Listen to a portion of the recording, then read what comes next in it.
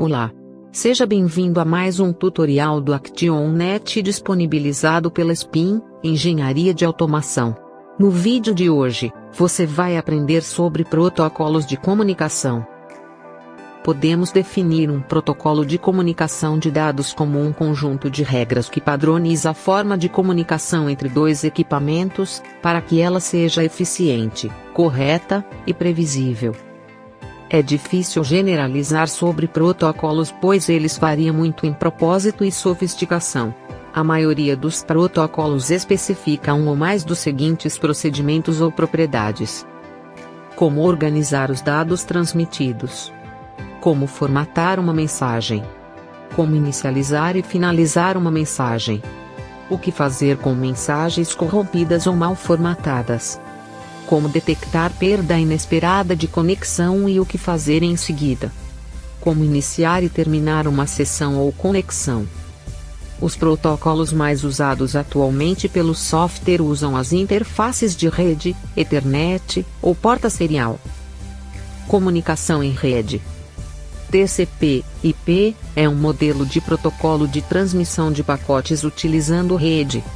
Quando um computador deve mandar a outro um arquivo de dados, a primeira providência é parti-lo em blocos de dados com cerca de 4 KB, e posteriormente enviar cada um dos blocos separadamente.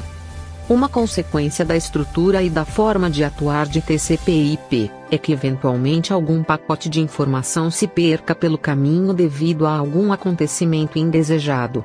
Se isto ocorrer, mecanismos de verificação incluídos no protocolo voltam a solicitar o pacote perdido, e completam a informação sem a necessidade de voltar a transferir todo o conjunto de dados.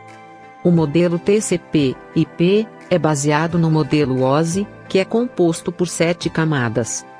Porém, no TCP/IP, somente estão definidas 4 camadas: camada de aplicação, camada de transporte, camada de rede e camada física. A camada de aplicação é a que a maioria dos programas de rede usa de forma a se comunicar através de uma rede com outros programas. Processos que rodam nessa camada são específicos da aplicação.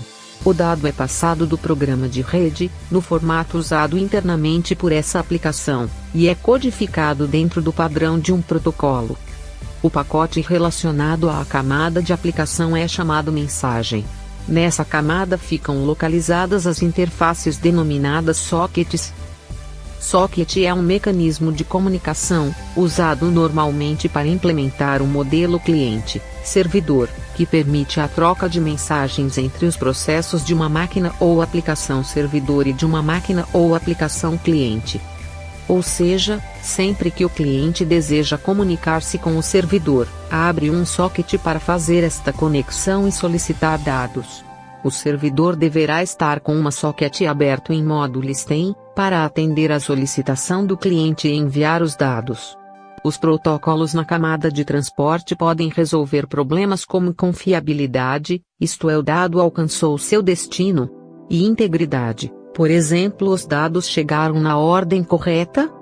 Também são responsáveis por receber os blocos enviados pela camada de aplicação, dividindo-os em pacotes a fim de enviá-los para a camada inferior, a de rede. Dois protocolos da camada de transporte são o TCP e o UDP. O TCP é um mecanismo de transporte confiável, orientado à conexão e que fornece um stream de bytes confiável, garantindo assim que os dados cheguem íntegros, não danificados e em ordem. O TCP tenta continuamente medir a carga da rede e altera sua taxa de envio para evitar sobrecarga. Além disso, o TCP tentará entregar todos os dados corretamente na sequência especificada. Ele pode se tornar desvantajoso em streaming, em tempo real ou aplicações com altas taxas de perda na camada internet. O UDP é um protocolo de datagrama sem conexão. Ele é um protocolo de melhor esforço ou não confiável. Não porque ele é particularmente não confiável, mas porque ele não verifica se os pacotes alcançaram seu destino, e não dá qualquer garantia que eles irão chegar na ordem. Se uma aplicação requer estas características, então ela mesma terá que provê-las. Na camada de rede, tem-se o IP, Internet Protocol, que altera os pacotes recebidos da camada de transporte adicionando-lhes uma informação de endereço virtual. Exemplo, adiciona o endereço do computador que está enviando dados e o endereço do computador que vai receber estes dados. Na camada física, os pacotes recebidos da camada de rede são enviados através da rede física.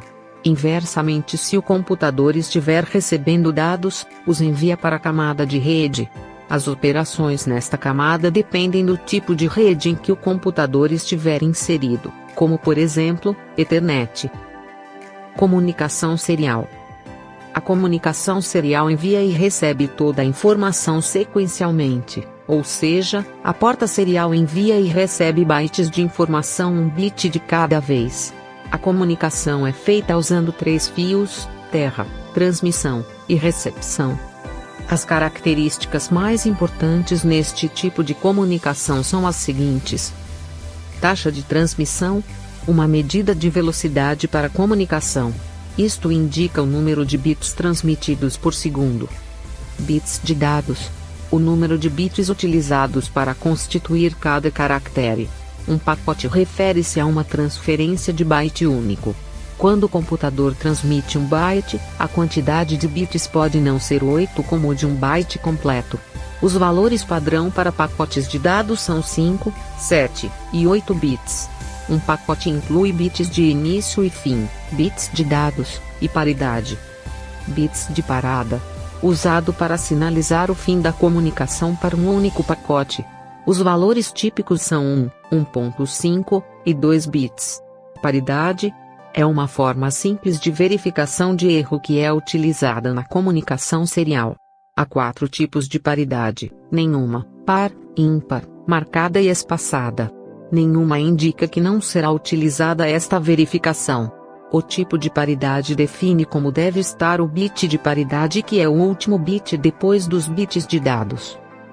Para a paridade par e ímpar, a porta serial irá definir o bit de paridade para um estado que garanta que a transmissão tenha um número par ou ímpar de bits em estado 1. Por exemplo, se o dado for 011, então para a paridade par, o bit de paridade será 0 para manter o número de bits em estado 1, par. Se a paridade fosse ímpar, então o bit de paridade será 1, resultando em 3 bits em estado 1, isto é um número ímpar. As paridades marcada e espaçada não verificam realmente os bits de dados, mas simplesmente definem o bit de paridade sempre em 1 para a paridade marcada ou sempre em 0 para a paridade espaçada. Para estas formas de comunicações, disse que trabalham sob um modelo mestre-escravo ou um modelo cliente-servidor, conforme a atuação de cada estação participante.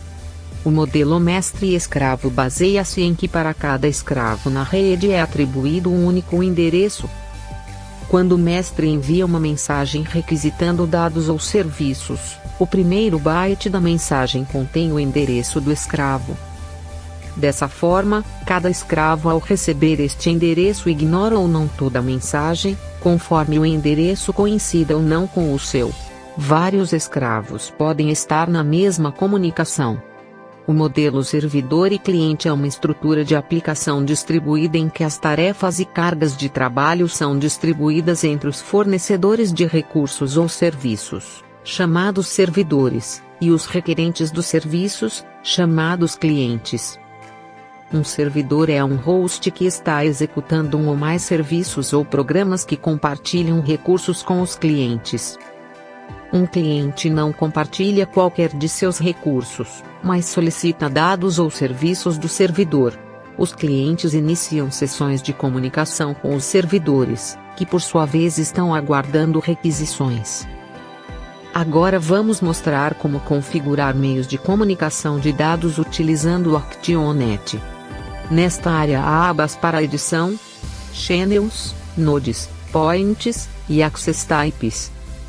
Channels ou canais são os objetos que implementam meios de comunicação utilizados no ambiente do SCADA para o tratamento dos IEDs, como os relés digitais. Nodes são os objetos que coincidem com os dispositivos e IDs com os quais a aplicação deve se comunicar no canal em que estão conectados. A aba Points é utilizada para definir os tags que serão adquiridos por este canal Node. Nela são especificados os tipos de pontos, conforme o protocolo, e os identificadores, com os endereços, utilizados pelo protocolo para o mapeamento dos dados dentro dos IDs. Em Access Types são definidos padrões de tratamento dos tags e points durante a comunicação. São definidos se o acesso é de leitura e ou de escrita, os tempos de varredura, envio de não solicitados, entre outros. Muito obrigada pela atenção. Nos vemos no próximo tutorial do ActionNet disponibilizado pela SPIN, Engenharia de Automação. Qualquer dúvida, entre em contato.